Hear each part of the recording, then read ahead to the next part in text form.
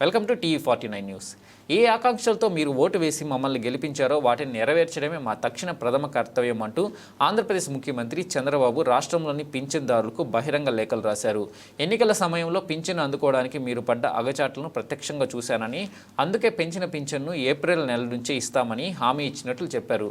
తాజాగా జూలై 1న రాష్ట్రంలోని 28 వర్గాలకు చెందిన 65,18,496 మంది పింఛన్ లబ్ధిదారులకు ఇంటి వద్దనే అందిస్తామని చంద్రబాబు తెలిపారు. ప్రజల ఆశలు ఆకాంక్షలు నెరవేర్చడమే తమ ప్రభుత్వ ప్రథమ కర్తవ్యమని చంద్రబాబు తన లేఖలో పేర్కొన్నారు. కొత్త ప్రభుత్వం ముందు అనేక ఆర్థిక సమస్యలు ఉన్నప్పటికీ ప్రజా సంక్షేమం విషయంలో ఎట్టి పరిస్థితుల్లోనూ రాజీ పడబోమని చెప్పారు.